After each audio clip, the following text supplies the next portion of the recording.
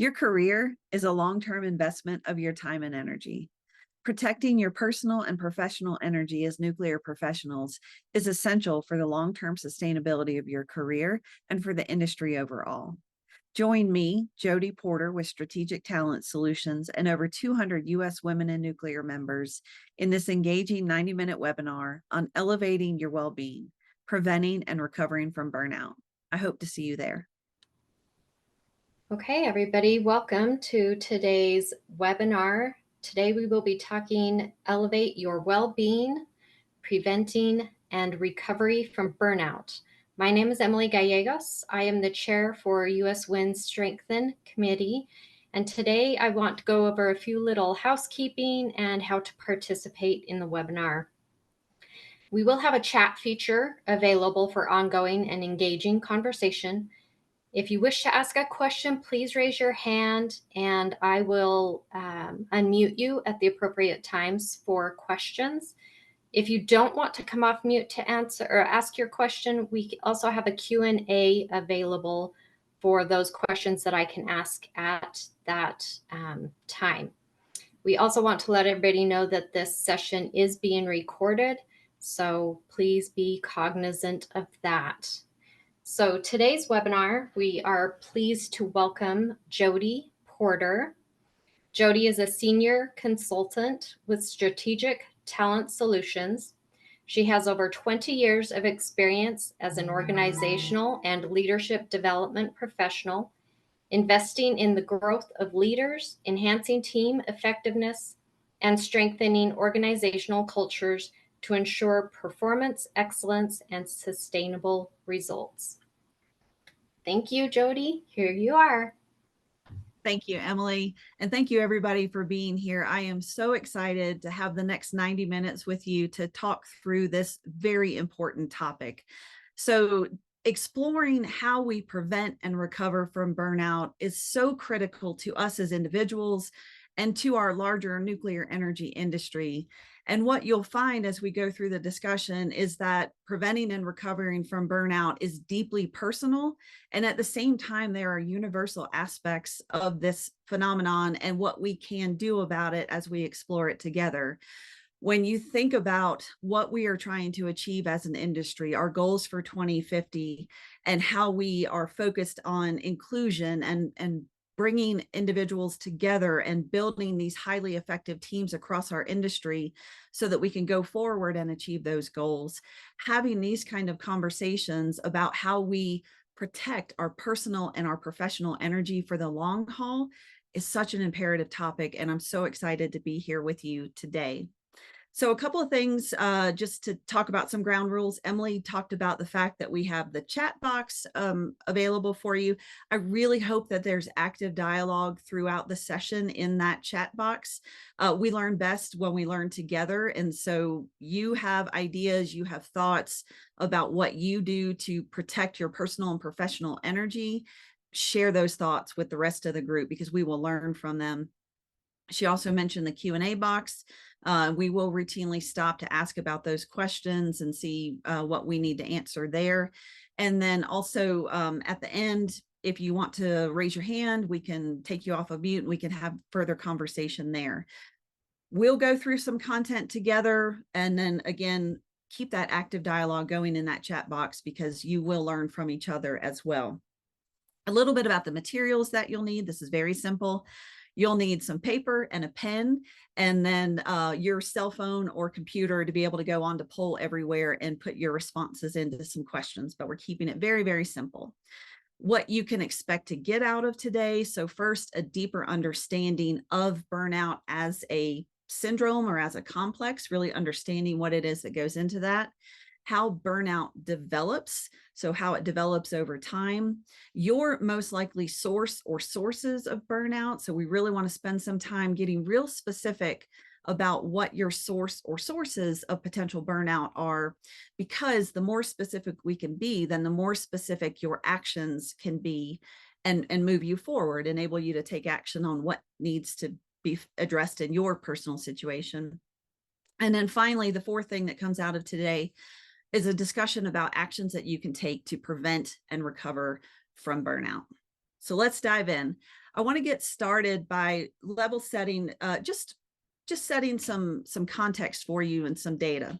So the research on career longevity tells us that the average career for individuals is about 42 years long.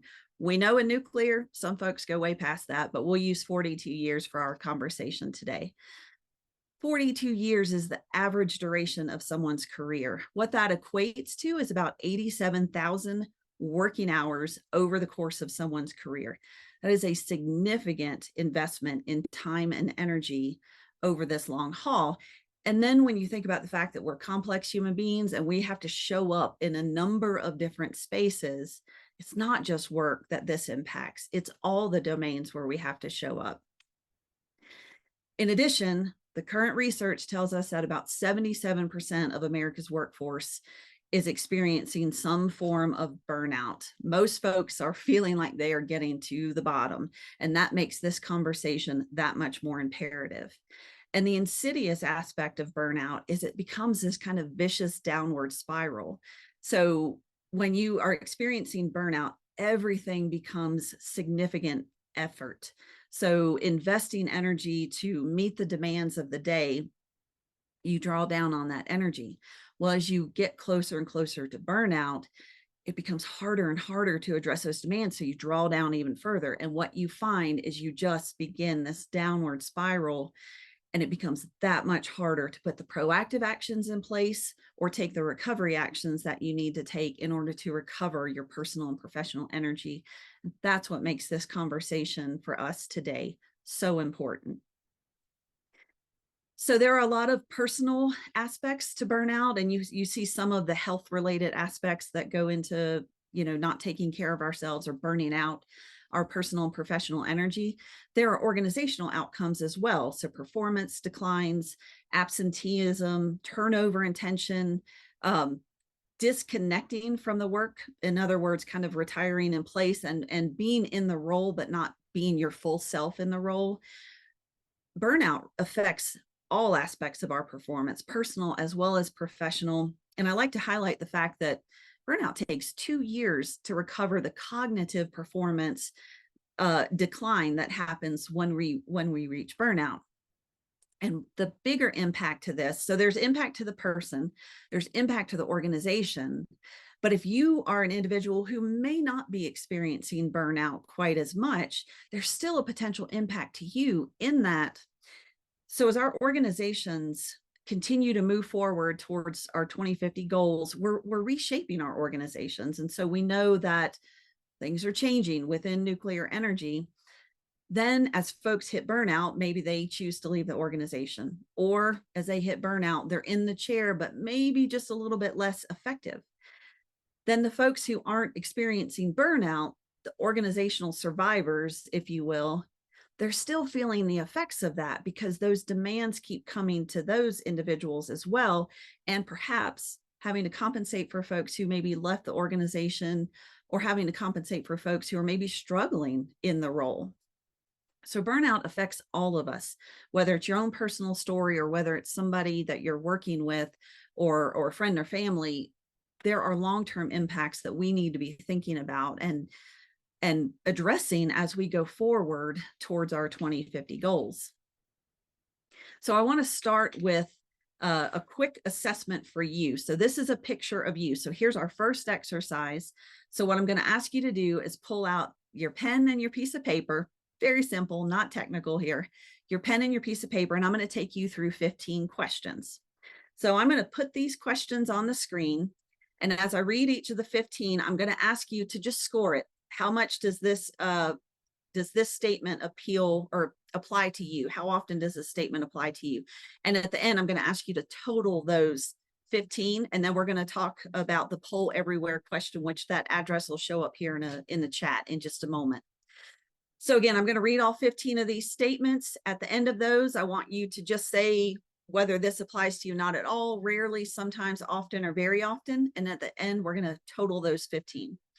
So the first statement, number 1, I feel run down and drained of physical or emotional energy. On your paper, write number 1 and then score that statement for yourself. Number 2, I have negative thoughts about my job. Score that statement. Number 3, I am harder and less sympathetic with people than perhaps they deserve. Number 4, I am easily irritated by small problems or by my coworkers and team. Number 5, I feel misunderstood or unappreciated by my coworkers. Number 6, I feel that I have no one to talk to. Number 7, I feel that I am achieving less than I should. Number 8, I feel an unpleasant level of pressure to succeed. Number 9, I feel I am not getting what I want out of my job. Number 10, I feel that I am in the wrong organization or the wrong profession. Number 11, I am frustrated with parts of my job. Number 12, I feel that organizational politics or bureaucracy frustrate my ability to do a good job. Number 13, I feel that there is more work to do than I practically have the ability to do.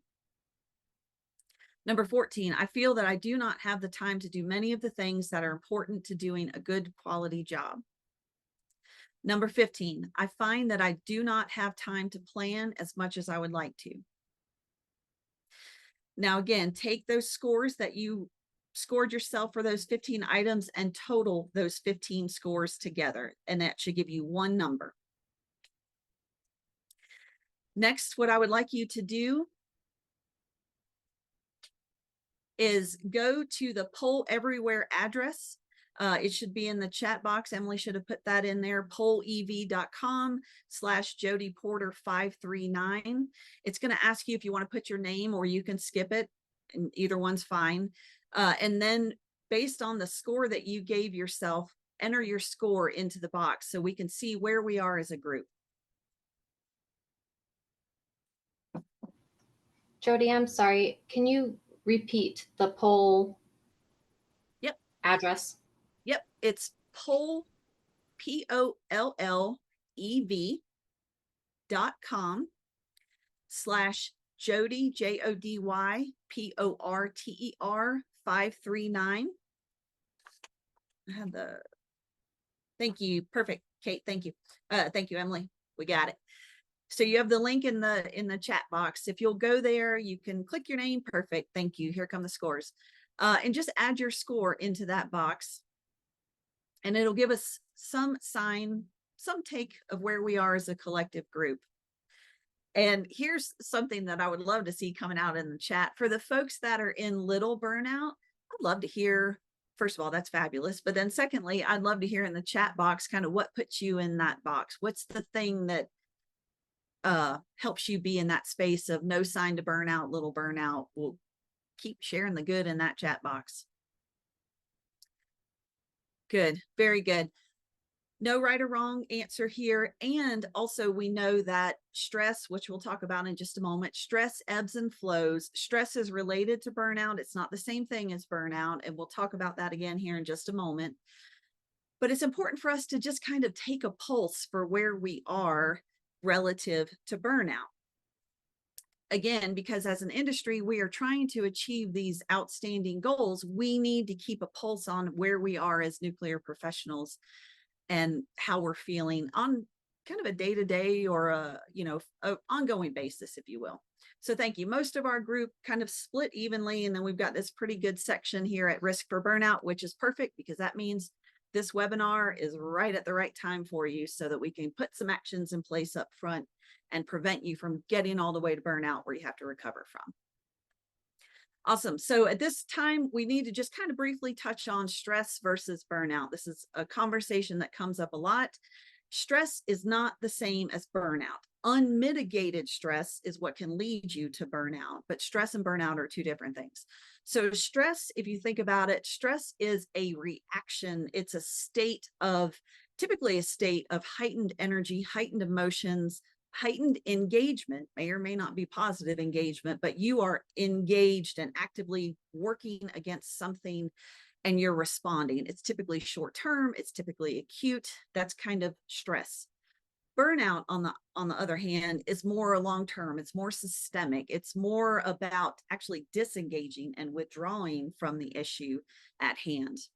And if you've done any reading about stress as a syndrome, you know that there's something called eustress, which is really that kind of positive, motivated momentum, that kind of energy that moves us forward. It challenges us appropriately without driving us all the way to burnout.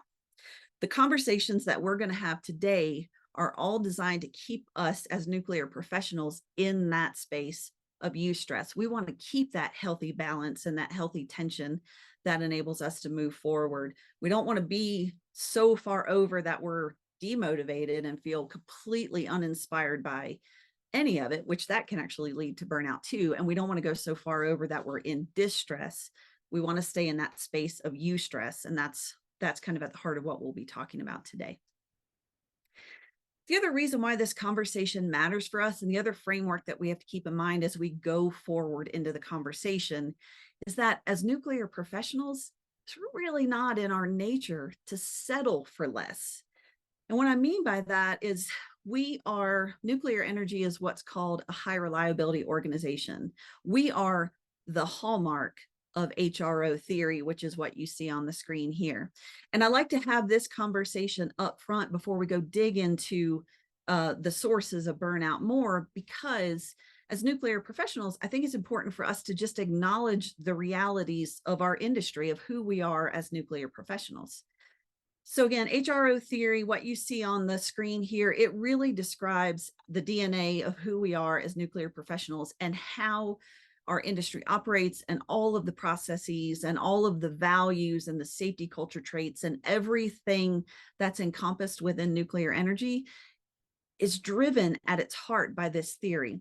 So HRO theory basically tells us that as nuclear professionals, we achieve high reliability performance through these attributes that you see on the screen. The top three, preoccupation with failure, reluctance to simplify, and sensitivity to operations, those three attributes are associated with anticipation. So those are the attributes that we use to anticipate how things could go wrong and then proactively put things in place to mitigate those failures. Preoccupation with failure, those are all the drills and the dry runs and the walk downs and the post-job critiques, all the things that we do that at its heart are trying to understand the ways things could fail. That's our value of preoccupation with failure. Reluctance to simplify is about reluctance to simplify to the easy answer, to the convenient solution. Reluctance to simplify is all about how we know that we know that we know, and then all of the work that goes into helping us ensure we know that we know that we know. And sensitivity to operations is about understanding the complexity and the interrelatedness of all aspects of our business, and then all of the different checks and balances that go into honoring that sensitivity to operations. The bottom two attributes are the resilience hallmarks. So these are the ways that we regain and sustain resilience in the face of unexpected events. And so you have commitment to resilience. Those are the backups to the backups to the backups, and all of the checks and balances that go along with making sure that all of those backup systems operate when we need them to. And the deference to expertise. This is bringing the decision, bringing the experts into that decision, and then relying on their expertise to make the right decision. So if you've ever been in a unit threat, or if you've ever been in an outage command center during an emergent issue, you have seen deference to expertise being lived. These attributes are backed up by a culture of reliability, which are our own expectations of ourselves. So this theory helps you understand the DNA of who we are as nuclear professionals and the DNA of our industry. And what this really boils down to is it's not in our nature to be comfortable, to settle for less. It doesn't mean that we can't look for efficiencies and things that we can eliminate and things that we can do differently. But when we go into a conversation about burnout and we go into a conversation about sources of burnout, we need to go into it with this framework, understanding the things that make us special and unique. We're not going to shed those, but we need to keep them in mind as we go forward and talk about drivers. This is an important concept for folks who really want to go after kind of work elimination. You have to go after work elimination, understanding the things that make us special and unique, the things that make us a high reliability organization, we're not going to let those go, but we can shape the future through this lens. And as we go into a conversation about burnout, understanding who we are is really important so that we can take the right actions going forward.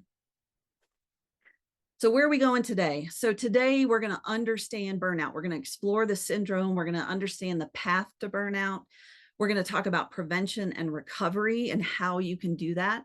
And then we're going to drive all of that into action planning and building some meaningful routines for yourself. You've heard me say it. You'll hear me say it over and over again. Burnout is highly personal and it's also complex. And so part of what you'll walk away with today is understanding the complexity of it through your personal lens. And then that means the actions that you take will be highly specific to you. They'll be highly personal to you. So my intention today is to set up these frameworks, help you think through some ideas and some actions that you can take, and then implore you and empower you to go forward and take action to help you prevent and recover from burnout. Just a little bit about me and what enables me to come talk to you about these topics, as well as a framework that we'll use to take action. So as Emily said, I have 20 years in organizational and leadership development. I'm a senior consultant with Strategic Talent Solutions, which is a Chicago-based talent management company. We spend our days and nights thinking about how to make individuals and leaders and teams highly effective. So this is at the heart of our work. This topic in particular is at the heart of my dissertation. I'm very passionate about talking about protecting personal and professional energy. At STS, we've developed the 5 disciplines of leaders. This is a framework that we use in all of our leadership assessments, leadership coaching, individual and team coaching to help individuals be the most effective that they can be in pursuing their business. And the aspect that we're going to focus on today is the discipline of driving results. So how can you take specific action through management routines, kind of establishing and sticking to these meaningful routines that can help you drive results, improving your performance, and ultimately help you reduce stress. So at the end, as we get into action planning, that's what we'll be looking to do, is kind of talk about and establish some of those meaningful routines that can help you drive results and reduce stress. All right, so we're going to dive deep now. This is where we're going to start kind of stepping down further and further into detail. And I want to talk to you about the burnout syndrome. So when most people think about burnout, they think about exhaustion. And research has by far established exhaustion is a key component of burnout. The World Health Organization in 2019 added burnout as an occupational phenomenon into their list of those occupational phenomenons that organizations need to think about. And they used a 3-part definition that you'll see in a lot of popular literature on burnout. The definition, or the model that you see on the screen in front of you, is a more expanded model. And I really like this model because it breaks down the complexity of what this experience feels like and how it presents itself out to others. So at the top of the model, of course, you have exhaustion. Like I said, that's a key component of burnout. You also have mental distance. And so as people are beginning to burn out, or when they reach burnout, you will find this inability or unwillingness to engage in the things that you need to be engaging in. This is where going to that meeting is the last thing on earth that I want to do, or that I can even possibly muster the energy to do. This is where addressing that performance issue that I know needs to be addressed is too big of a hill to climb. This is where engaging with family and friends is too much of an effort because I am so burned out. That is that mental distance that you start to experience when you've reached burnout. Additionally, emotional impairment. So it becomes harder for us to control our emotions and control outbursts and, show up in that polished professional way that we want to.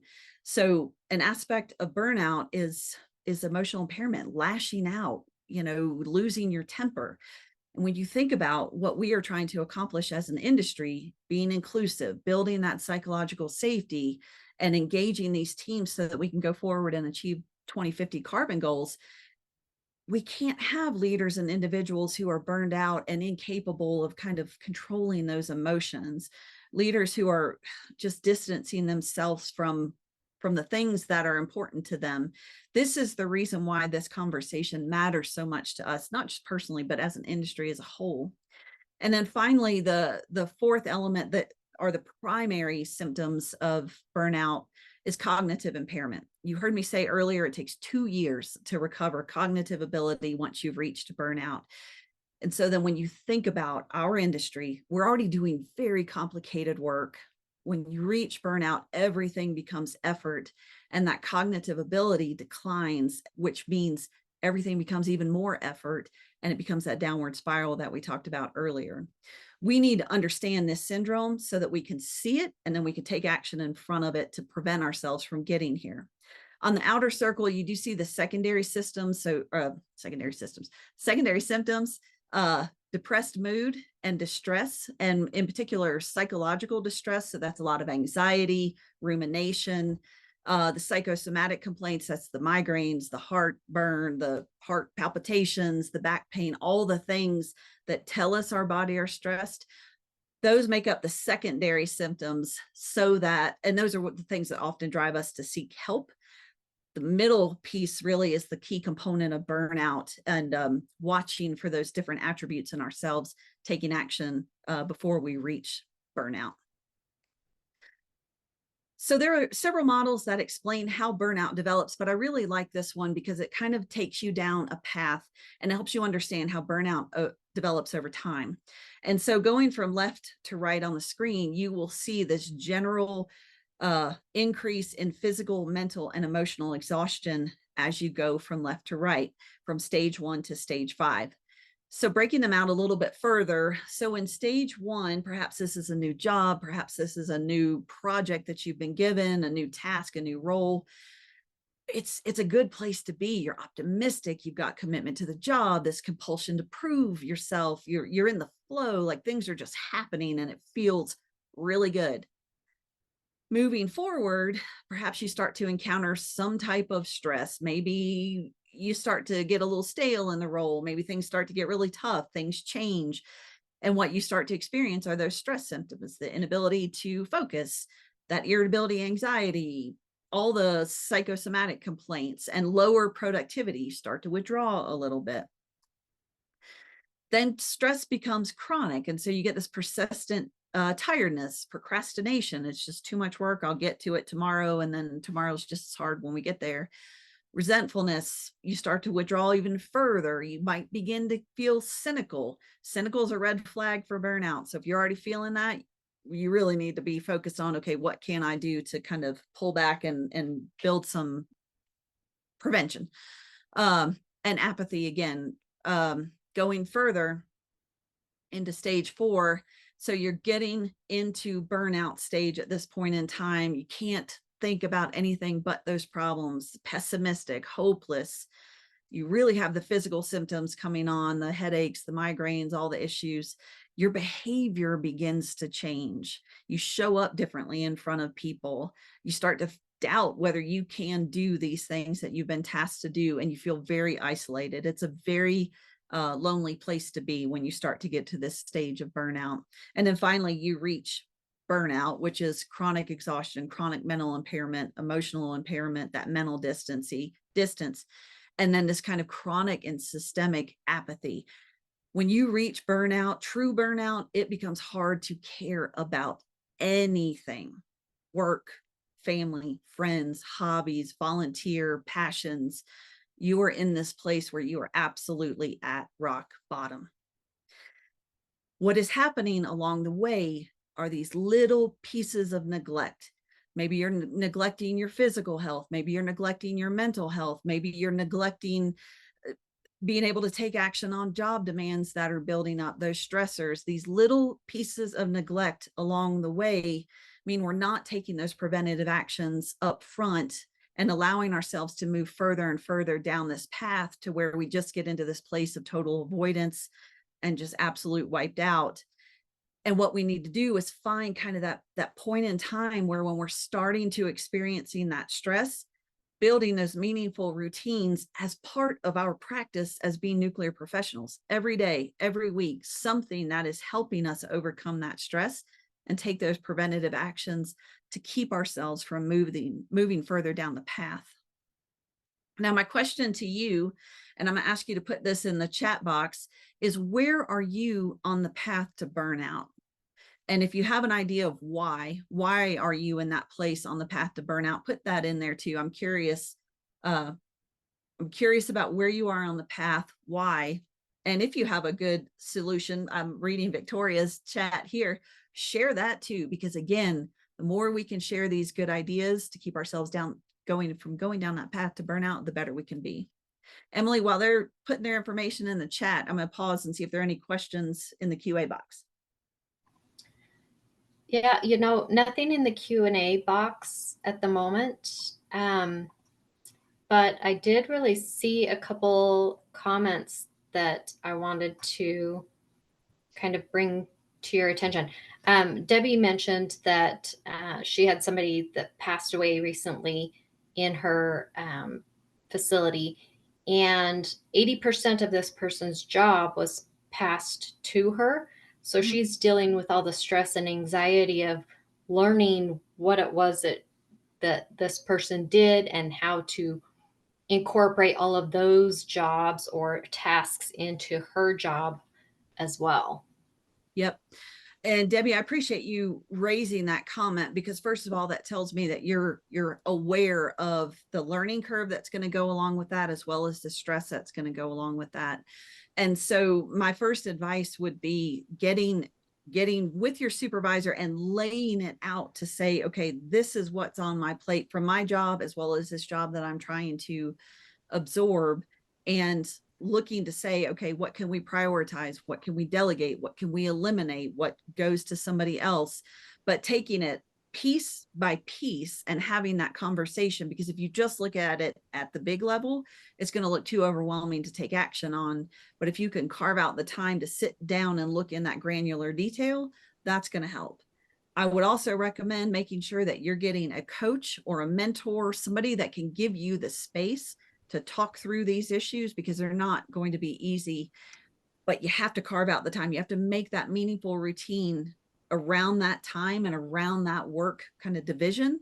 I had a similar situation where I actually had an individual go out on long-term disability ultimately, and I tried to absorb a lot of that work and found very quickly that was not the recipe for success. And so looking at it in granular detail, dispositioning pieces, eliminating some pieces, that's kind of the first step. Getting yourself the support that you'll need during that time and that transition, that's another critical piece. Another comment that I saw, Jody, that really hit for me was the mention that instead of calling it uncomfortable change or viewing it as an uncomfortable change, maybe calling it a plot change or a plot twist. Oh, And I that love kind that. of helps your brain switch a little bit to something that might be more comfortable for people to deal with. Yeah, absolutely. I love that. That's a great way of thinking about it, because it's more positive, and it also still keeps you in power, keeps you focused on what's within your control. So I love that piece. Good. Another one that somebody mentioned a lot was, or that people were commenting on a lot, is something they called the Sunday scaries. So when it's Sunday afternoon or Sunday evening and you're scared to death for what Monday is going to bring. Yeah. Yeah. Sadly, that's a reality for a lot of people. And here I would go back to creating those meaningful routines that can put you in the right frame of mind. And so, if there's something coming to you on Monday that is going to be that Sunday scary, Monday, even worse scary, what's that meaningful routine that you can put in place to put yourself in a positive, powerful position to prepare for that? Ooh, that was some alliteration. Reflecting on what's coming, what can you do about it, and doing it at the right time. So for me, really creating kind of margins of safety, if you will, when I'm going into work, and then in the evenings when I'm winding down, I am not doing anything associated with work, because I need those kind of safety bumpers, if you will, so that I can come into the day prepared and not get derailed. And I can end the day in a much more reflective, positive place versus looking at it 9 o'clock on Sunday night. Then I go to bed and that's all I'm dreaming about until I wake up Monday morning. I appreciate the question. I'd really look at those meaningful routines, which is what we're going to talk about as we go forward. So I'm going to keep us moving and we're going to dive another level deeper. So we've just talked about this, the burnout syndrome. And I want to talk about sources of burnout. And the reason why this is important, the reason why we're driving into such minute detail is because that's the way you take meaningful action, kind of like what Debbie had mentioned, where she's absorbing this person's work. The more detail you can look at it, the more specific your actions can be to address it. So this is an aggregate of the different sources of burnout. This is not all encompassing. So if you have other ideas of what sources of burnout might be, please add them to the chat so that we can continue the learning together. What you'll notice across the top of the graph are workplace drivers of burnout, and there are a number of them. Workplace is a significant factor in our lives. It's a significant factor in burnout.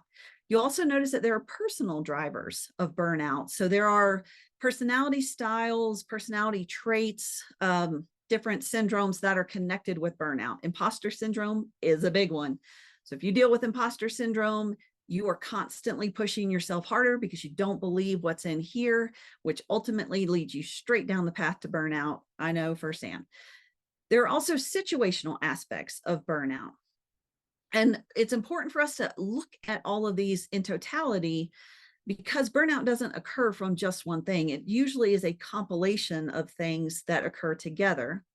And if you'll notice again, the top half of that is workplace. And the reason why that is important is because if you think about our interventions, our workplace health interventions that are focused on stress reduction and burnout, they are often focused on the person, well-being, meditation, some therapy, different interventions that are focused on helping the person. That's a piece of the puzzle, but it's not the only piece of the puzzle. And if you'll look at the split on the screen, that workplace piece is a huge part of the puzzle. That's really what we need to be working on, as well as the other aspects of it. Really, it's the difference between looking at addressing the symptoms or addressing the drivers. If we can address the drivers, we will address the symptoms as well, and we'll help ourselves be in a better place. Burnout is very important to me. It's very personal to me. A few years ago, I reached burnout. I reached absolute rock bottom. So my story, I was in the middle of a pretty important role. My workload was very, very high. My work schedule, the pace of my work was very high. It was my dream job, so that was wonderful. But however, it was a lot. And then as we'll see, I had a number of other things going on at the same time that all come together. I had some issues on my team that were kind of draining my energy. At the same time, as a person, I deal with imposter syndrome. I've come to terms with it. It is what it is. I score high on conscientiousness. I have the productivity guilt. I don't sit down on the couch without a pile of things and a bunch of shoulds kind of rolling around in my mind. I should do this. I should do that. Bonus point for you. Should is shame in disguise. What should does for us is it just continues to pile on the guilt, the pressure, all the things. So there's a red flag for you to watch out. If you are filled up with a bunch of shoulds, watch, because you are on the path to burnout and you need to change the dialogue about what you want to do or can do. For me, I was all in the shoulds and all in the productivity guilt. I deal with perfectionism. At the same time, it was a major promotion. I had relocated my family and all the strain that goes along with that. And I had started my doctorate in IO psychology. What I didn't realize was I had also started to neglect my physical health. I can trace a direct line to my burnout from when I stopped walking every day. And I can trace a direct line in my recovery from when I restarted walking every day. I started neglecting work interests. I was bringing work to my daughter's cheer competitions, and I didn't ask for help from a coach or anybody. I was just trying to carry it all. For me, the weekend that I hit rock bottom, I spent the entire weekend sobbing because my daughter's best friend's mom had more pictures of my daughter from her senior year on her Facebook page than I had on my entire phone. And for me, that was such a pivotal moment because I was like, where have I been? I've sacrificed everything for my work. I got out of balance. I didn't have those meaningful routines in place that would address all of my potential drivers and keep me showing up in the right way in all domains. So for me, burnout is very, very personal. It's why I'm so passionate about talking about it. And because I know what we are trying to accomplish as an industry, having these conversations and helping people protect their personal and professional energy it's a business imperative for where we are headed as an industry. So here again, we're going to do a little bit of an assessment. And I want to dive deeper into your potential source of burnout. Now, like I said, remember, burnout is highly personal and it's also complex. There are workplace, personal, and situational drivers that all come together to put us into burnout. You as individuals, you'll have to recognize what your own personal and situational drivers are. Perhaps you have a sick child or a sick parent. Perhaps you have imposter syndrome or perfectionism. You need to bring awareness to those for yourself. But what I want to do is use this next assessment to bring a bit of awareness to what those job demands are, job demands and job resources for you. Burnout, if you think about job demands and job resources, burnout occurs when there are excess job demands and an absence of job resources or insufficient job resources. So in this assessment, take out that piece of paper again, and we're going to look at these 20 statements, and you are going to rate them from number 1 to 20, whether you would strongly disagree, somewhat agree, or strongly agree how relevant this statement is to you most of the time as a professional. So again, number your paper 1 to 20, and then we're going to rate these, and then we're going to put them, we're going to average it, and then we're going to put them into poll everywhere. All right, so number 1, I can count on my manager when I come across difficulties in my work. Strongly disagree, somewhat agree, strongly agree. Number 2, I receive information on the results of my work. Number 3, I can participate in decisions about the nature of my work. Number 4, I have freedom in carrying out my work activities. Number 5, I work under time pressure. Number 6, I have too much work to do. Number 7, different people expect different things of me in my work. Number 8, my work uses my skills and capacities to their full potential. Number 9, I am able to effectively use technology in my workplace. Number 10, I have the necessary equipment to get my work done. Number 11, I can count on my colleagues for help when I come across difficulties in my work. Number 12, I have contact with my colleagues during work hours. Number 13, my job offers me the possibility to progress financially. Number 14, I have opportunities to be promoted. Number 15, my job offers me opportunities for professional growth and development. Number 16, my company gives me opportunities to attend training courses. Number 17, I need to be more secure that I will still be on the same job level in 6 months' time. Number 18, I need to be more secure that I will keep my current job in the next year. Number 19, I need to be more secure that I will still be working for the company in 6 months' time. And number 20, I need to be more secure about what my future role or job in the company will be. All right. So the next step in this little mini assessment here, I need you, once you have your scores for each item, to then average them. So for items 1 through 4, take your scores and average them by 4 and keep that score for that blue block. For items 5 through 8, average your scores. For numbers 9 through 12, average your scores. Numbers 13 through 16, average your scores. And numbers 17 through 20, average those scores. Let me give you just a second to do that. And I'm going to pull up the third and final piece of this exercise.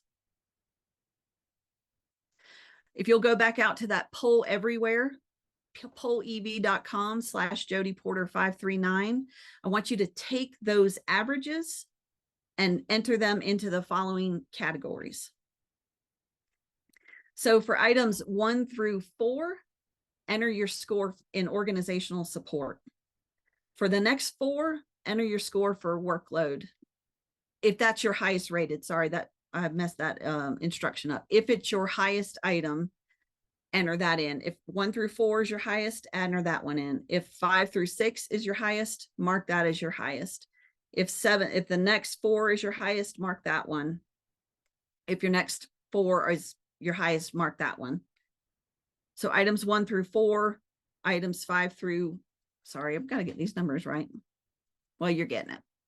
I want to know what your highest item was. Was it the first 4, the second 4, the third 4, the fourth 4, or the fifth 4?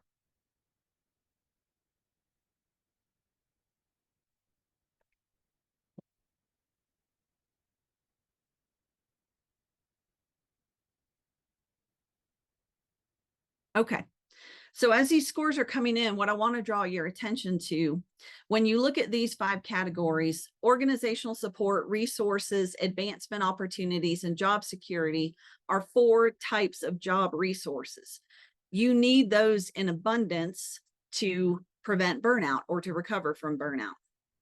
And so the fact that we have a few folks that organizational support is their highest ranked item, that's wonderful, because that means you have the job resources that you need in order to be satisfied in that role. If workload is your highest item, that's a job demand. That is a pure job demand. And if that's your highest item compared to the other 4, that means your job demands might be out of balance compared to the job resources that you need to in order to prevent burnout. Now, I want to ask you the reverse of this question. When you look at these scores again, what's your lowest rated item out of those categories? What's your lowest rated item out of the first 4, the second 4, the third 4, the fourth 4, or the fifth 4? Okay, so we have the lowest rated items: job security for a lot of folks, advancement opportunities. Okay, good. Good. So again, what this is trying to show you, and we'll go into more detail here in just a moment, are your job demands exceeding your job resources, or do you feel like you have a good balance? Because what you want to achieve is a balance in the demands and an excess in the resources. And that's really what helps you overcome, prevent, and recover from burnout. So looking at, okay, are my workload demands too much? Do I have enough resources to compensate for those things?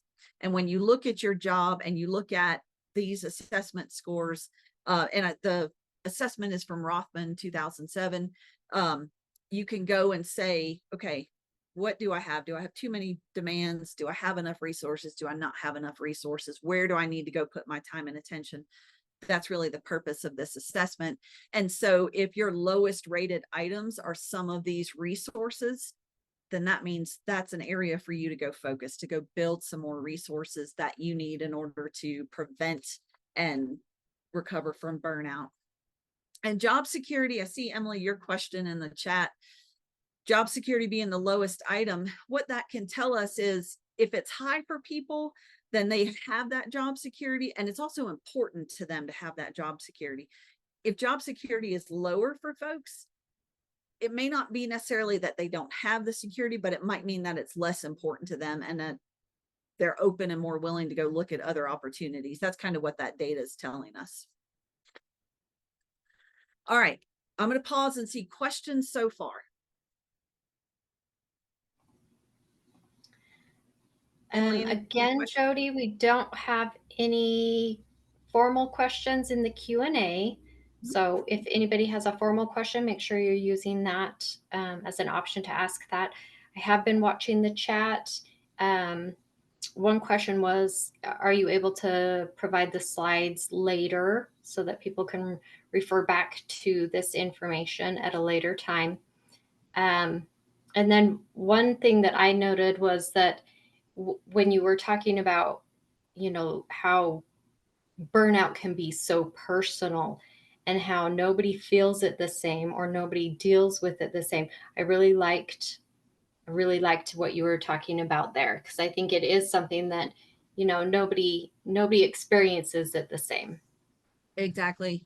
Yeah, what you find to be the drivers that move you to burnout, I might find those to be the things that motivate me. And as we think about, especially if you're a leader with people that report to you, that's an important point that Emily just brought up, that the things that motivate you as a leader or stress you as a leader and move you towards burnout, they may or may not be the same things that your people experience. And so having some of these conversations in detail, not in vague statements, not in high level, hey, how's it going? Because you're just going to get the head nods. Yeah, everything's going fine. Driving into detail and having these conversations is so critical. And understanding what Emily just mentioned about we see things differently. It's very personal and it's very complex. We need to understand that, have those conversations. Emily, anything in the Definitely. Q&A? I think a flag Yeah. popped on my screen. Yeah. One question did just come in. How can I help coworkers with burnout? That's perfect. Thank you for that question. And similar to what we were just talking about, what I would suggest are first just making it okay to have those conversations. And we've been doing that in other spaces. We've been talking about inclusion and psychological safety and creating the space to have these open conversations. The concept that I've been studying for my dissertation, psychosocial safety climate, which is where we have conversations and we design jobs through the lens of this conversation in a way that when somebody gets into a situation like Debbie, I as her leader, or I as her coworker, sit down and help Debbie lay it out on the table and get rid of things that we can get rid of, disposition, reprioritize, whatever. But it's about recognizing it, and then it's about creating space to have that conversation and making it okay, not making it a sign of weakness if somebody is feeling that burnout. I think that's how we help each other as peers and as nuclear professionals. Definitely. There was a comment that came in that said how they feel so alone in their burnout, but as this attendee is reading the chat or listening to your presentation, they're realizing that they are not alone in their Yeah. burnout. Yeah. Thank Also, go ahead. No, I was just going to say thank you for acknowledging that or for saying that, because it does, you feel very alone. You feel like, ugh, it's just me. I'm weak. I'm ineffective. I'm not doing this right. And this is such, again, like I said at the very beginning, it's very personal, but it's somehow universal too. Yeah. Lynn mentioned that you were talking earlier about habits beyond personal habits that need to be implemented in order to prevent burnout, and Mm-hmm. then asked what those are or what examples of that you could give. Yes.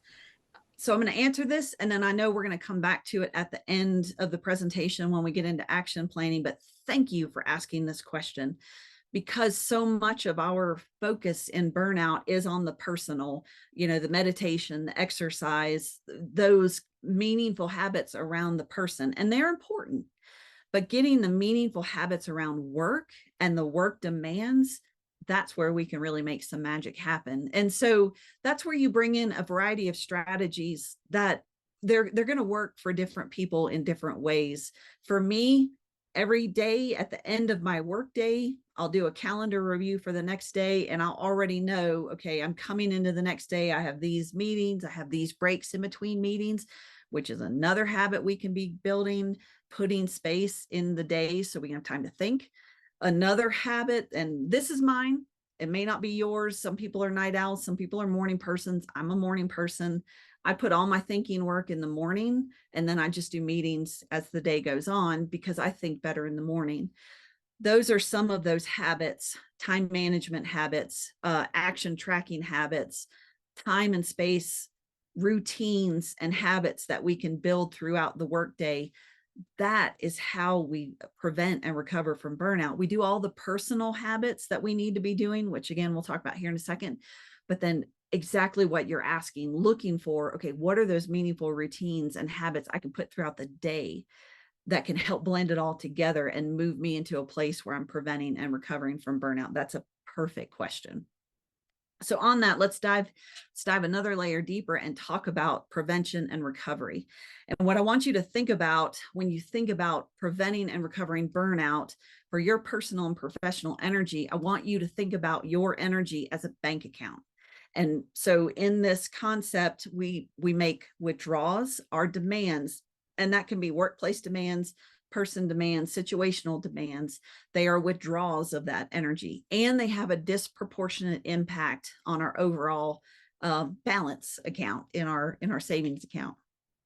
Our resources, job and personal resources, our well-being habits, and our micro and macro recovery habits, which we'll talk about in just a second, those are the deposits. Those help us build that reserve capacity. And so if you'll notice, when I'm talking about burnout, I'm not talking about just one thing. I'm talking about understanding what are all the sources of burnout. And then in order to prevent and recovery, I'm not talking about just one thing. I'm talking about looking at it in the totality and then taking very specific actions to address the withdrawals and then build the deposits so that you're building that reserve capacity. It's through both that you prevent and recover from burnout. It's through addressing demands and then building those resources that you address it. So on this screen, I've given you some examples of job demands. We looked at a couple of them in those assessments that we just did as well. On the two sides of the graph, you'll see more general demands, quantitative demands, qualitative, organizational, interpersonal demands on the right-hand side. In the middle, I put some nuclear specific demands. I'm sure you guys have all kinds of other ones, and you're welcome to add to this list. It's important for us to know specifically what are the demands that are stressing us and to look at them in detail so that we can pick one. That's the thing we're going to go after. Then we're going to pick the next thing. That's the thing we're going to go after. Because remember, addressing burnout is addressing the demands and building those resources. So you can see a variety of demands here. Again, the nuclear stuff's in the middle. I like to draw people's attention to number 5, which are those enhancement corrective actions that we know are never going to be implemented, yet we continue to kick the box down the road. I like to equate this to the box that we all have when we move houses. You know what I'm talking about? You move a house, there's always this box, and that box gets put up in the attic. We'll get to it later. We never get to it. 10 years later, we move to another house. The box comes with us and it goes back up in the attic. We underestimate the psychological weight of those boxes that we kick down the street but don't deal with. If you're looking for a way to help your people, eliminate the box so that they don't have to keep carrying that weight that's never going to be implemented and is so frustrating to deal with. That's a minute example. But again, if you're looking for specifics, let's start diving into specifics and see what we can directly address. Similar to on the other half of the equation, so we just looked at job demands. You have your personal resources and your job resources. So here you have the coworker support, the supervisor support, all types of development resources, building personal resilience, building personal self-efficacy, which helps us be more effective and more confident in all of these domains. We need to be looking at, okay, where are the habits and the meaningful routines that I can put in place on a routine basis so that they become part of my habit, part of my regular way of doing business. Again, it's addressing those demands and it's building that reserve capacity through these deposits, if you will. I like to call people's attention to this concept of micro and macro recovery habits. I think this is where we have an opportunity to make a difference on the job for ourselves and for others. Macro recovery, that's at a big level. That's your vacations, that's leave of absence if you have to, that's clearing the calendar the week before vacation, the week after vacation, so that we can just have a minute to breathe and enter into these spaces in the right way. That's kind of macro recovery. What I like to challenge myself to think about, and what I'd like to challenge others to think about, are what are the micro recovery habits that we can do, that we can just build in throughout the day that help to kind of balance the scales. So I've given you a couple of examples. You guys, please share micro recovery habits because I'm really fascinated by these. Visualization exercises. So for me, as hokey as it sounds, when I would be driving into work, I would turn the radio off, crack the window so I could hear the birds waking up in the trees.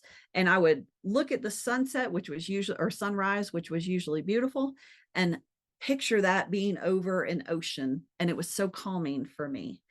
Similar when we were in COVID and I was at home, I had this beautiful butterfly bush in between meetings. I would take 5 minutes. I'd leave my phone, I'd leave my computer, and I would just go stare at that butterfly bush and watch the bees and the butterflies and the hummingbirds. And it was so calming. It's just a micro piece of recovery in the day. The more you can stack those, the more you'll see that scale start to balance. Blocking time before and after a tough meeting, making sure you have a moment to breathe. You have a moment to go into that meeting poised and ready to engage. Daily stepaways, get away from your desk at lunch. Again, micro recovery, but when you stack them together and you do them consistently over time, it helps to balance the scale because you're going to be addressing those job demands or the specific demands. And every little piece of micro recovery just builds that reserve capacity in that energy savings account, and you help yourself.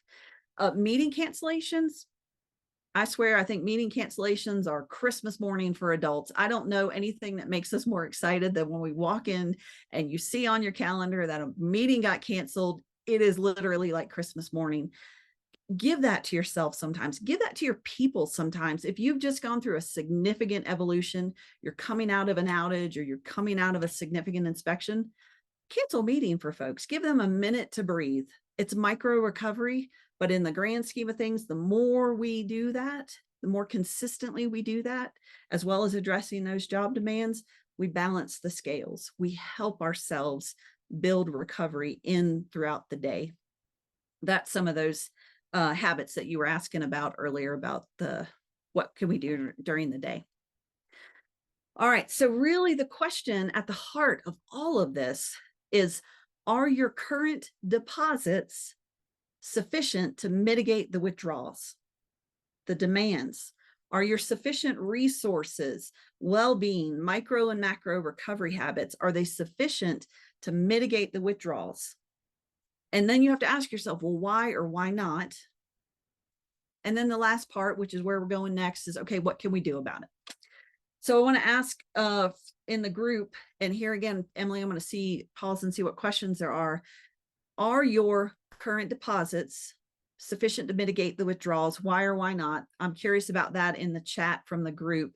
And Emily, I'm going to pause and see if there are any questions in the Q&A box. Nothing in the Q&A, Jody, but I did have a comment in the chat that mentioned that Alicia had a leader that would encourage people to take a mental health day. So not a vacation day, but an actual mental health day. And I thought that would be a really good recovery option for people. Also in the chat, we had some people mention some micro recoveries that they use, listening to music or taking a short walk, or even cooking your lunch on a stovetop instead of throwing it in a microwave when you're at home. That's wonderful. Yeah. Anything, and again, it's highly personal, but it's also highly complex. And so anything that kind of fills you up and enables you to get just that moment of catching your breath, getting back to what it is that fills you up, and then finding ways to make those meaningful routines such that it is part of your schedule, part of your week, part of your plan for your week.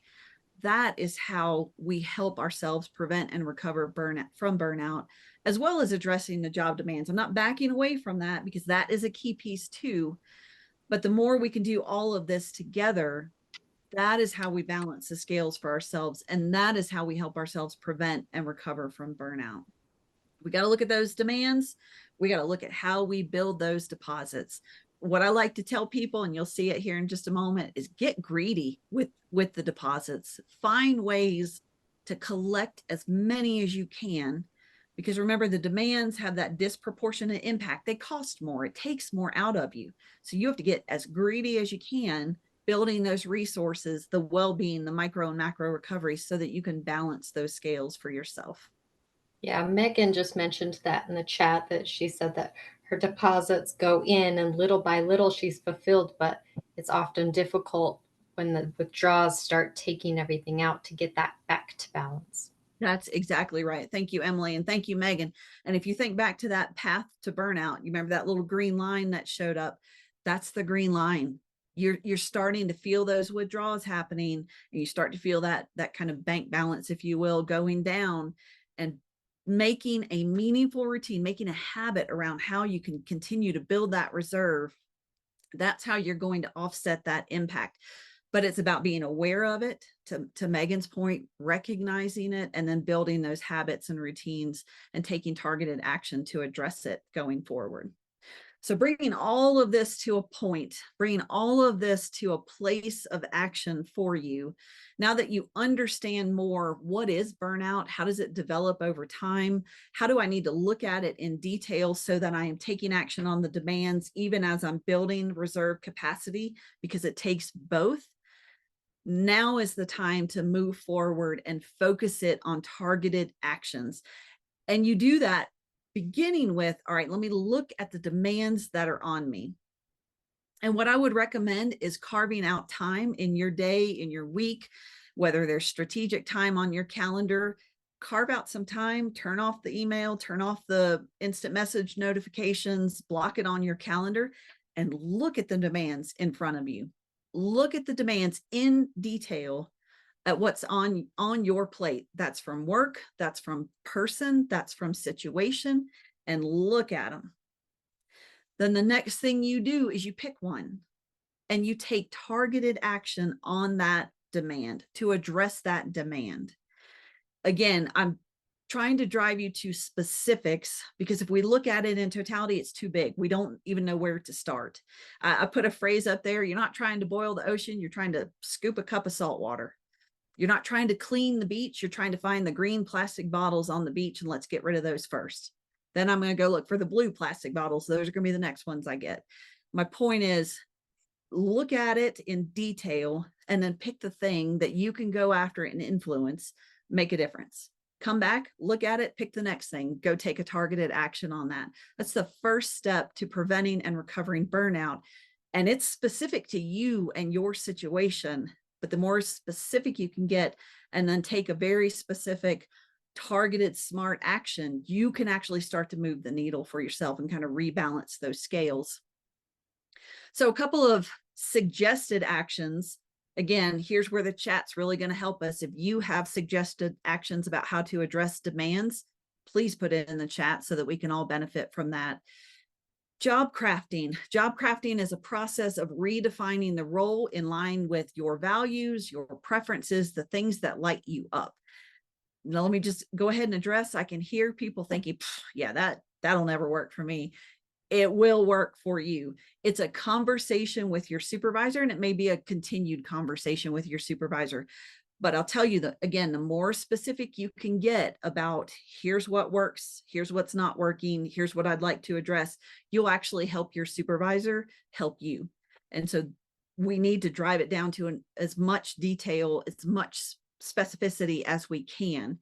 And job crafting is one process that can help you do that. I've given you a link. Positivepsychology.com has a great flyer, take home document that'll help you understand how to do job crafting. Job crafting is basically looking at who you are as a person, what motivates you, what builds you up, what energizes you, looking at your job and building your job in a way, reshaping your job in a way that meets those needs for you as a person. You can look at delegation, you can look at eliminating tasks, you can look at negotiating and reprioritizing deadlines. The the Eisenhower action matrix, can help you make those decisions. It can help you prioritize what's kind of that high importance, high urgency task versus what can be eliminated. This is not new, but this is a good way of thinking about, how do I take action on that specific job demand? You can address conflict and miscommunication. Do not underestimate the drain on your energy. Conflict and miscommunication, unaddressed performance issues can take on your personal energy. It's going to feel like a lot of energy to overcome them.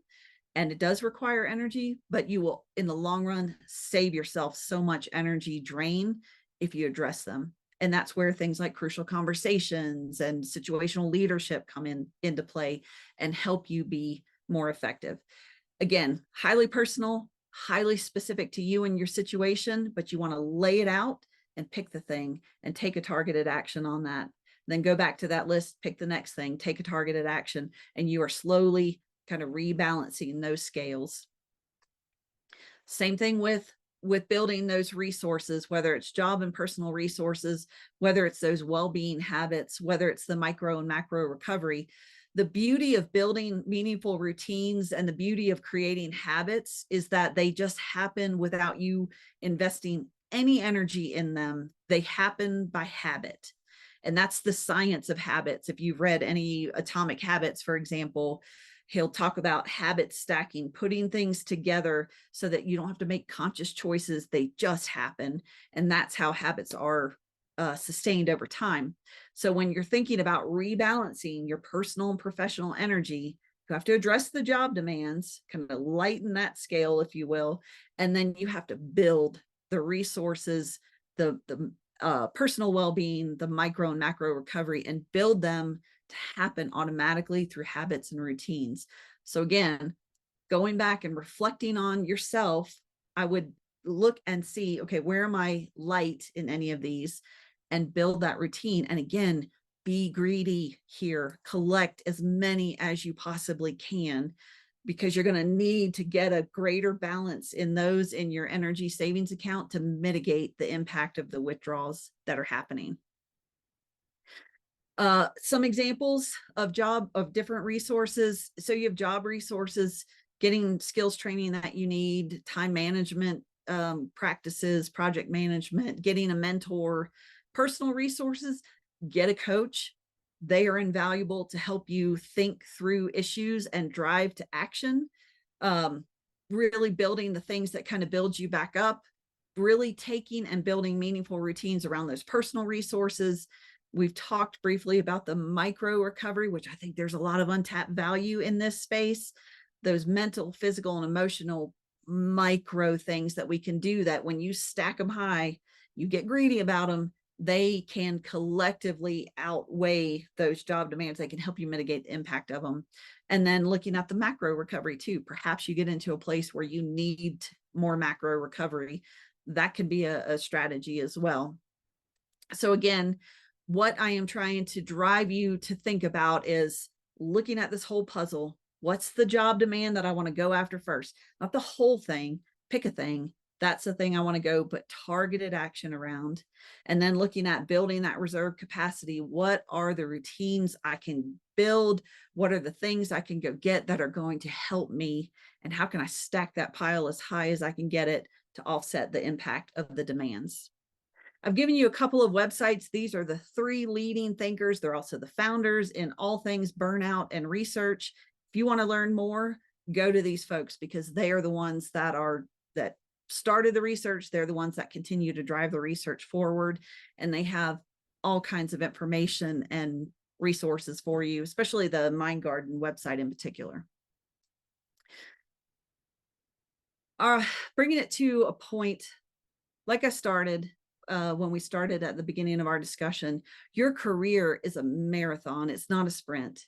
And we need all folks in our industry just performing at our highest levels. We need all folks in our industry engaged and performing in all realms of their lives as individuals, because they all influence each other and they influence how we show up in these different spaces. Your career is a marathon. Burnout does not have to be part of your marathon. By stepping back and looking at these pieces through this total picture, but looking at that total picture in minute detail specific to you as an individual, burnout does not have to be part of your marathon as you go forward. And so I implore you, from this conversation today, from the resources and the different models that we've looked at, carve out the time to take action, to look at your situation in detail and identify the job demand that you want to go after, or the demand. It could be a personal thing, could be a situational thing. What's the thing that you want to go take targeted action on? And then think about the deposits, the things that you need to do in order to build those meaningful routines that make these resources and well-being and micro macro recovery happen for you on an automatic basis. So it doesn't take your energy to go build these resources, and be greedy about them. Be greedy about stacking that pile high with job and personal resources and your well-being and your micro and macro recovery. It's through that balance, looking at it in detail, looking at it specific to you, and then building those meaningful routines that you can help yourself be your best self for the long haul for your career, and then the best nuclear professional for the long haul for the industry.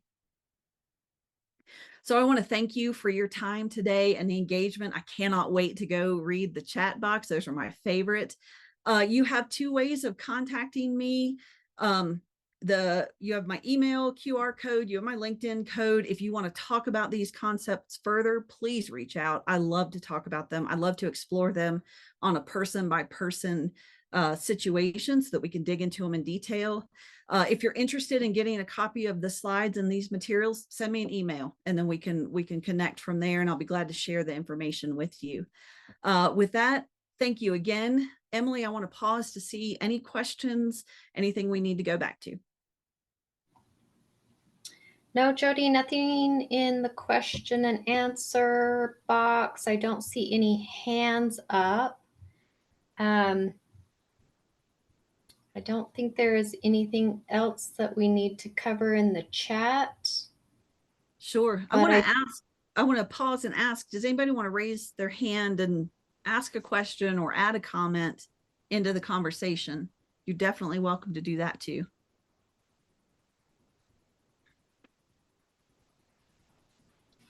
There was one comment in the chat while we're waiting for hands, if anybody wants to come off mute. That one, Megan, deals with somebody that she calls a Debbie Downer. I think we all have those at work. And so she schedules time first thing in the morning to deal with that person specifically, to get that off of her chest so she's not having to that anxiety of waiting for it, Read it all day or long. here it comes. I think that kind of goes in line with the book I've read called Eat the Frog, where you do the worst thing of your day first and get it out of the way so it's not hanging over your head. So I liked that comment. Yep, that's perfect. Thank you. Yep. And I would actually just like to say thank you, Jody, for this wonderful discussion today. And then I also wanted to introduce Price Collins, who is our chair over U.S. Wind Professional Development. Price, did you have anything you wanted to say to close us out today? Yep. So thank you to Emily, Jody, and Caitlin for putting all of this on today. I think it was a very apt and very timely topic. I've been keeping an eye on the Duke Energy chat on my other monitor, and it was a very lively as well on there. A lot of good discussion. I know some folks who had to drop off early who are looking forward to watching the recording of this when it is posted.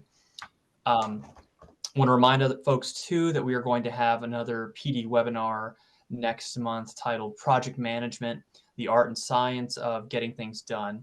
It's currently scheduled for May 21st from 2 to 3:30 Eastern Time. And registration is open, so please go on the US Wind website to register. Then a couple other little action items I have. Conference registration is now open. It is still the early bird session, with the early bird rates for the conference hotel open up. So please join now. It is the cheapest it is ever going to be, and it's only going to get more expensive as time moves on. And then also, if you enjoyed what Jody had to say today, she will be the PD workshop speaker for the conference in Pittsburgh this year. There are a limited number of slots available to do the optional PD webinar. So if you would like to join, interact with her, one-on-ones, things like that, please do so at your the earliest you can do. So with that, thank you for joining us in our first PD webinar of 2024, and have a fantastic day. Awesome. Thanks, Thank you. everybody.